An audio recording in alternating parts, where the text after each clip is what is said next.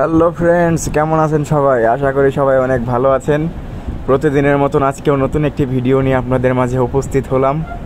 তো একটা কথা, আপনারা কি ফেসবুক অ্যাকাউন্ট ডিলিট করতে পারেন?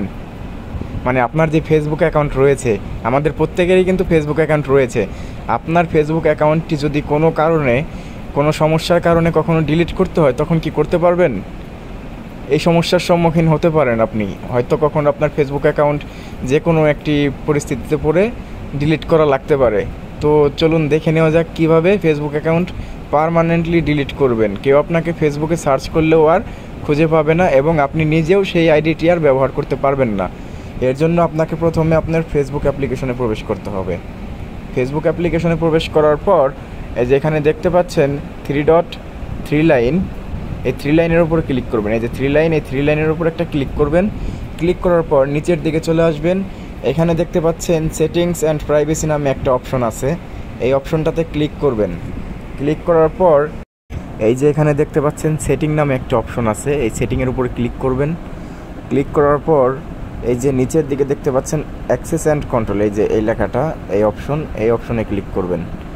এটাতে ক্লিক করার পর এখানে দুইটা অপশন আসছে, আপনারা দ্বিতীয় অপশন, নিচের যে অপশনটা, এটাতে ক্লিক করবেন।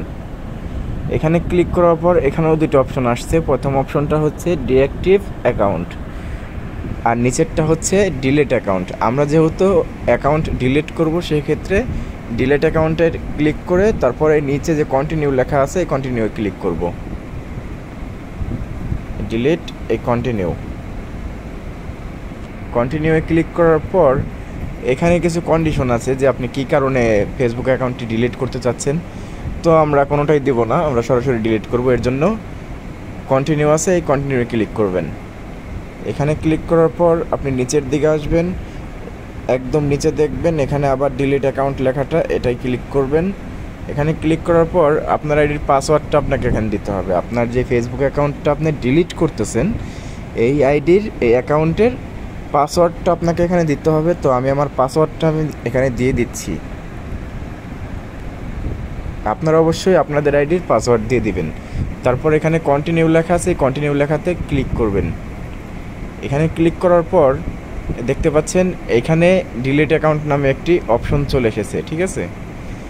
তো এই অপশনটাতে যদি আমি এখন ক্লিক করি, তাহলে আমার অ্যাকাউন্টটি ডিলিট হয়ে যাবে পার্মানেন্টলি। 30 দিনের মধ্যে আমার এই আইডিটি ফেসবুক থেকে মুছে ফেলা হবে এবং 30 দিনের মধ্যে যদি আমি আমার ইউজার নেম পাসওয়ার্ড দিয়ে আবার লগ ইন করি, তাহলে আমি লগ ইন করতে পারবো। কিন্তু 30 দিন পরে আর সেটা লগ ইন করতে পারবো না। 30 দিন পর্যন্ত আইডিটি থাকবে। তো আশা করি বোঝাতে পেরেছি। ভিডিওটি ভালো লাগলে অবশ্যই লাইক, কমেন্ট প্লাস সাবস্ক্রাইব করে রাখবেন, কারণ এই ধরনের settings and trick related video প্রতিনিয়তই আপলোড করি। ধন্যবাদ সবাইকে ধৈর্য সহকারে দেখার জন্য।